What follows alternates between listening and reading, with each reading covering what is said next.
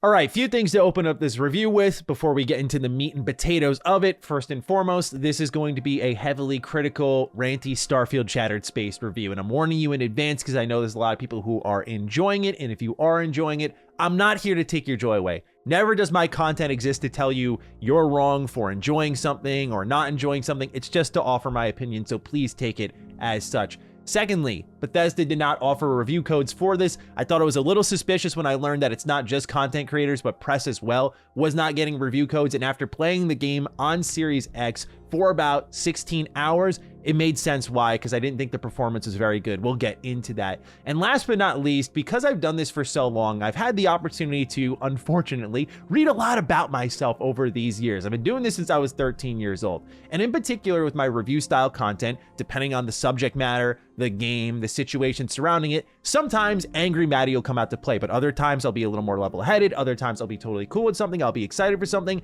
It depends on the situation. And naturally that bothers a lot of people because they can't put you in a box and say, Matty is this one thing. He is all these things because he is human and there's things he likes and doesn't like. And so when there's inconsistency, like, oh, Matty likes Starfield a lot, but he doesn't like Shattered Space much, it makes people lose their mind because they can't put you in that box. But in particular, when I get very mad at something, people are like, yeah, I love this version of you, Matt. Why don't you do this more often? And the answer is simple. The internet is loaded with grifters, bullshitters, and liars who will happily profit off of your hype or your anger, whatever is fitting their prerogative. They'll happily do that, where I just exist to deliver to you my authentic opinion, and you take it, leave it, whatever it may be, I'm cool with. But in particular, I always try to take a level-headed, educated approach to my games coverage because A, I try to be a responsible voice in gaming, but B, when something really does bother me, I feel completely at liberty to tee off because I have been patient. And with Starfield, as someone who did like the game a lot at launch, put over 100 hours into it, did all the faction storylines, did a lot of the side content, and said, hey, this is great. It's my least favorite Bethesda Game Studios IP, but I think this has the highest ceiling. I was very excited for Starfield Shattered Space. You can watch all of my pre-launch coverage, very much into the idea of what Bethesda was selling, which was, hey, this is like Far Harbor, this is all handcrafted, this is highly explorable, music to my ears. I really thought this was like a no-fail scenario for Bethesda Game Studios, but what it started to feel like as I played more and more of it was almost like cut content that's just being added on into the game. I have a lot of thoughts, but I've done everything from the main story to a lot of the side content, met all of the companions inside the DLC. I even tested for the main story to see if there was any sort of impact on the Unity, which there is not, spoiler alert.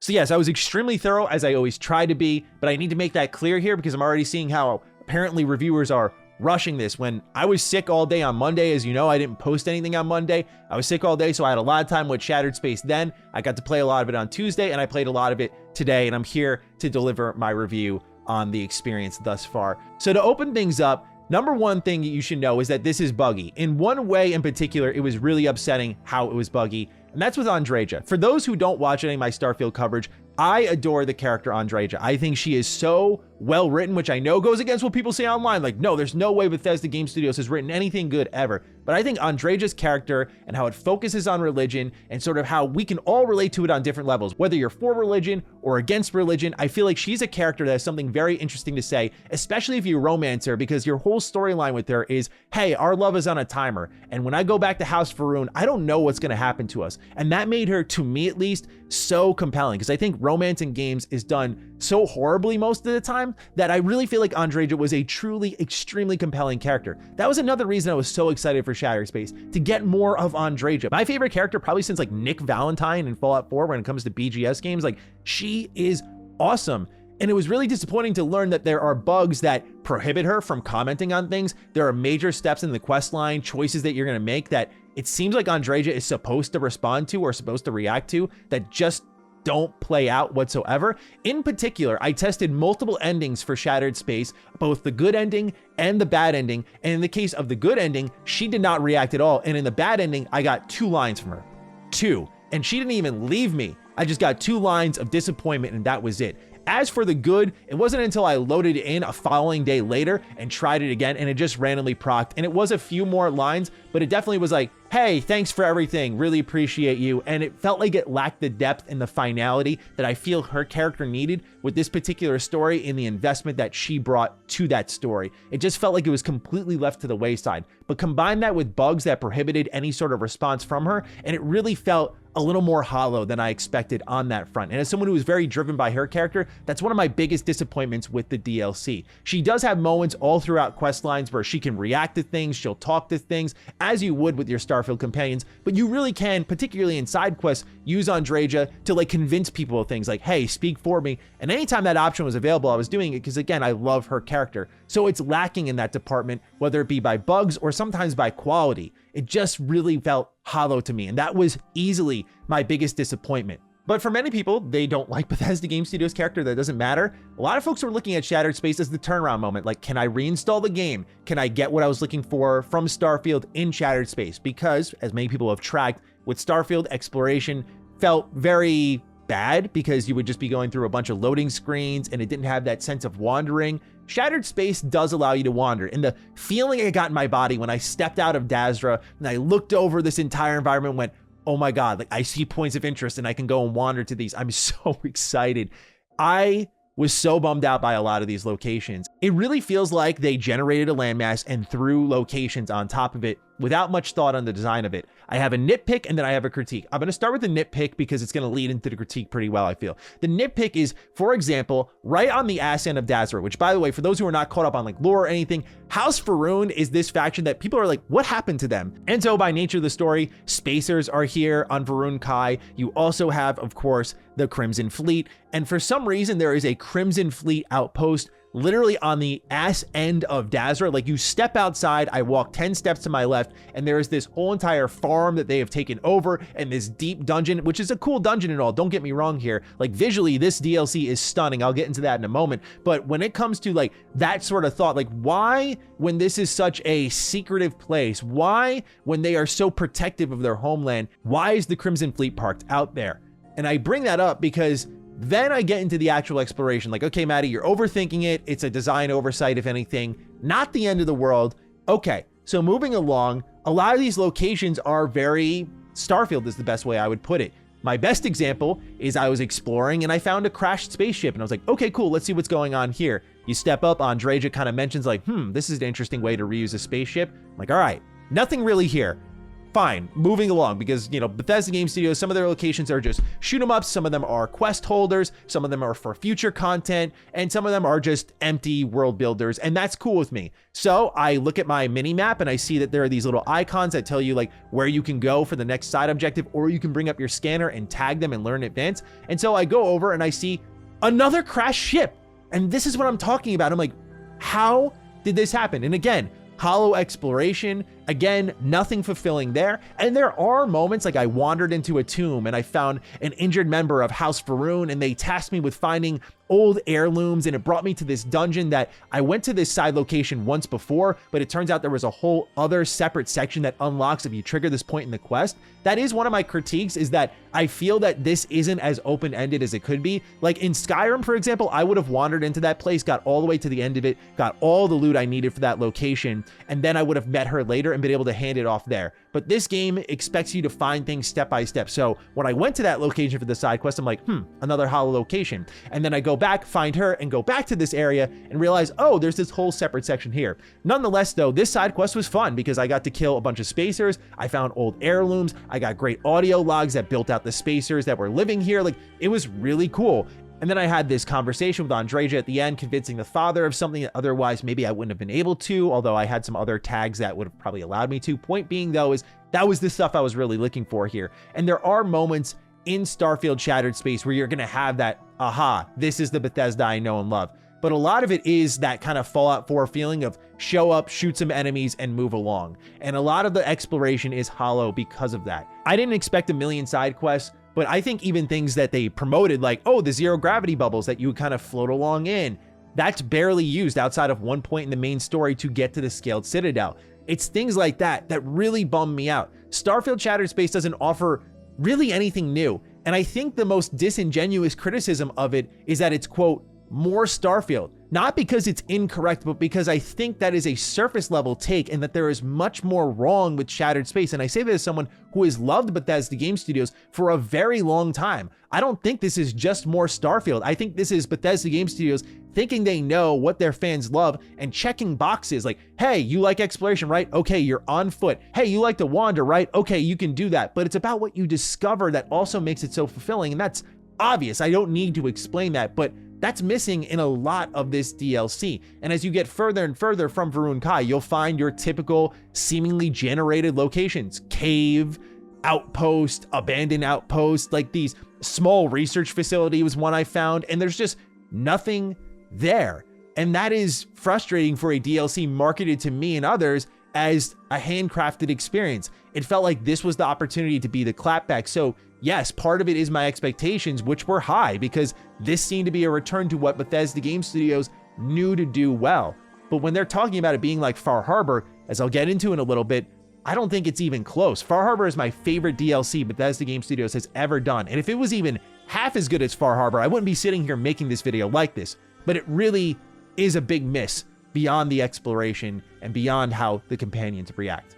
Speaking of which, there aren't any new DLC style companions like old Longfellow. You'll find 2 new crewmates here that you'll meet throughout the course of the main story. You can, of course, have them follow along, or you can send them to the frontier, or you can send them to one of your outposts if you'd like, but it's not an Andreja, it's not a Barrett, it's not a Sam Coe, it's not a Sarah Morgan. It's not on that level. They're followers. Before launch with Starfield, Bethesda Game Studios defined it as 20 named companions. And I feel like that was a mistake because it created this expectation that they were going to get, 20 Andrejas or 20 Sarah Morgans or 20 Barretts or 20 Sam Coes. But really what you get is 4 of those types of characters, as we know, and then you get like 20 plus just named followers that can join you on the frontier. They can join you at your outpost. They do react to some of the things you do occasionally, but otherwise they kind of just exist and chill with you. And that's really it. They're kind of just like a marker of, hey, remember that quest line? But there's not much depth here. And that's what you're going to find here when it comes to this DLC. You're going to get 2 named followers, 2 named companions. You could have that similar experience with them, but they don't offer depth at all. And when it comes to DLC style companions like old Longfellow, yeah, that's not here whatsoever, where that companion is like a big part of the storyline and bleeds into the main game, which is why my issues with Andreja compounded a bit. Because it's one thing if it's like, oh, well, we didn't do that companion because you have Andreja with you. But when Andreja wasn't reacting a ton, I'm like, well, all right, this is a problem. So yeah, that's my thoughts on the companion debacle ongoing right now. As I'm sure you've already read, Starfield Shattered Space is extremely short. And the defense for that has been people are rushing it. Like, this thing is so short, it's impossible to rush. Like, I finished it within 5 hours. And by the way, played it like a traditional Bethesda Game Studios experience. As I was going to my next main story objective, I would wander to nearby locations. It's how I've always done it. I play this exactly like I'd play Fallout 3, exactly how I'd play Oblivion, exactly how I'd play Skyrim, and the list goes on. I've done this for years. There was no rush job. It just is, accept it, that short. It unfortunately is woefully short. Length doesn't matter if quality is there most times for me. I sometimes wish there was more of a good thing, but maybe that's a good feeling for me to walk away with. But in the case of Shattered Space, I feel like it doesn't do a good job of building up House Varun in an exciting manner. What you have is an interesting hierarchy. You have the High Council surrounded by 3 houses. And so what happens is you have to help out these 3 houses with random quest lines that don't really have to tie in at all to the main story. It's just to get this object or this power or whatever you need to then turn on this device that can allow you to enter the Scaled Citadel and find out what exactly happened to the people of House Varun. And I will say the best thing about this is learning how the religious zealots are more like crazed scientists, and I did like that from the lore standpoint. I still think House Varun is insanely interesting. I do like how they handled parts of it, but when it came to building up interesting characters, building up the houses, having them war against each other, having more political infighting amidst this kind of scientific but also religious focused plot, like all of the pieces were there to tell, I think, a much more compelling story. And I think what was also missing here was the ability to have really unique missions. I was surprised to see, because I'm a big defender of Starfield's main story, that there weren't any cool missions messing with things like the phase walking you basically do in this DLC that your enemies are capable of. I would have loved to have seen Bethesda Game Studios play around with that a little bit, because that is what I thought made Starfield's stories in both its factions and its main quest line so exciting, because you would have sometimes like a stealth mission where you'd be activating switches while a terramorph crawled around. Like, that stuff was really cool. Like, I'll always be a defender of a lot of Starfield's main content in the game because I thought it was good, but a lot of that is absent here in Shattered Space. And I think the biggest crime of it all, and it bugs me to hell that no one talks about this, is that the loot in this game is unacceptably bad. It's bad. And I say it's bad because one thing that's always been in BGS games, you complete a unique storyline, you get a unique weapon. It's got a unique model, it does something different, at the very least it has a unique name. That doesn't really happen here. There's very little new weapons to play around with, and when it comes to outfits like apparel, there's a decent amount of new ones, and I think they do look really cool. It's like a mixture of Star Wars and kind of what I think of with Red Rising a little bit, and a little cyberpunky too. Like, they're really cool outfits in the terms of apparel. When it comes to armor, I was running around with the Zealot armor because I thought that looked pretty cool. It was very like H.R. Geiger inspired, so I really liked that. There are some cool looking things here, but when it comes to the weapons, I was really surprised at how barren things were, and especially in the quest reward department. Like, I was really disappointed to see, again, like in the base game of Starfield, that there weren't many new weapons. And it's because my theory is that this entire DLC was just way under budget. Like, there was just not enough budget to make the things they wanted to make, do the things they wanted to do. The choice and consequence isn't nearly as reactive. There is one pretty cool choice toward the end that I could see having some more far-reaching consequences. And so that's what I did. I went and tested it out. I went into the base game. I was like, let me see if anything changes here. And in particular, I went to the Unity, which I'm not going to spoil the main story for you,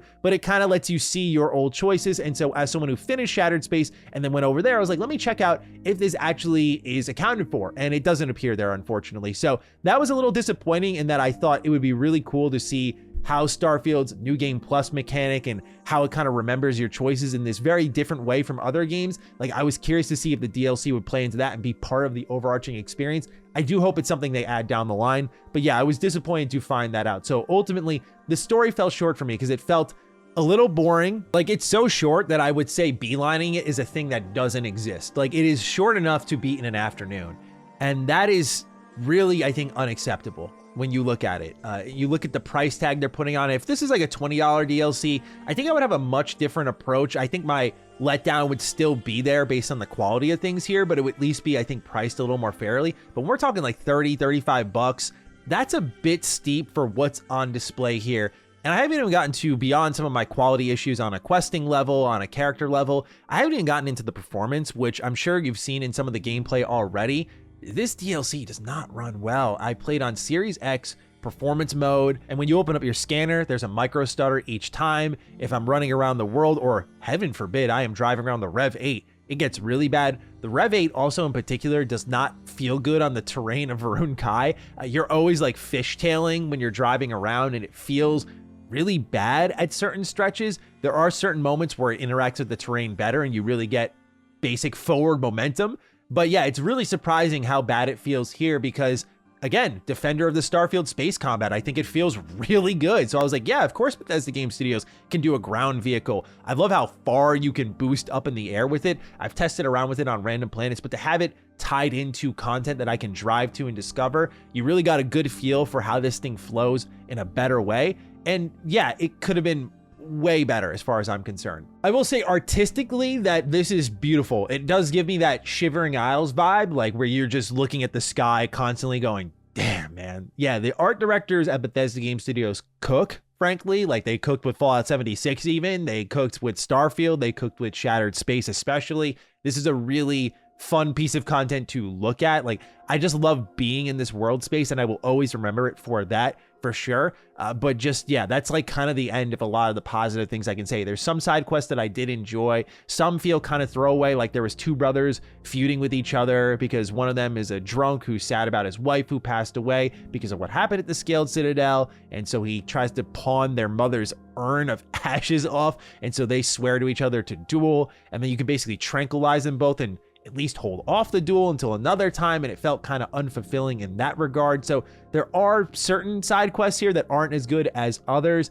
I think some of the locations you go to, as I mentioned, were lackluster. Some are all right. It's very inconsistent, but overall, across the board, I found it to be lackluster. And I already know the comments are gonna be like, wow, you know, you screwed up when Maddie's saying something, as if like I'm not critical of Bethesda game studios frequently. But yeah, like that unfortunately is the case where I really like their games. And so I serve for a lot of people as the gauge of like, if he doesn't like it, I definitely won't like it. And so yeah, naturally that makes things spiral from there. But ultimately, very disappointed with this. And I know there's going to be year 2 DLC, but I don't know where they go from with this. Like, I thought this was the prove it moment. This is the response to the criticism. Like, this was the Phantom Liberty moment of like, hey, put an exclamation point on like, no, we came here, we showed out. Because that's what Far Harbor was. Like, for those who were not around for that, which as I'm reading online, the takes, I definitely don't think people were, but they're pretending to be. Fallout 4 got ass blasted online.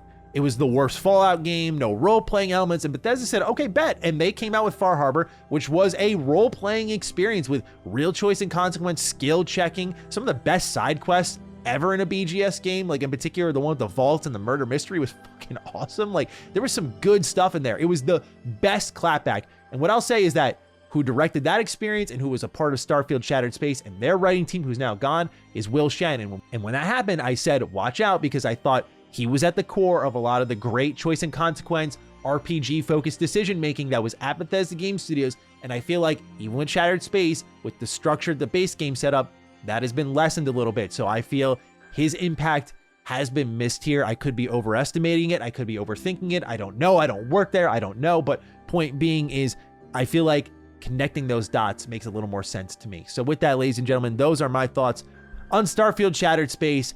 Really bummed out. Like, just to just wrap it up, put a bow on it, really bummed out, man. Like, no one will believe it who already hates me, but like, no one wanted to sit down and go, yeah, suck it, haters. You think Starfield sucks now?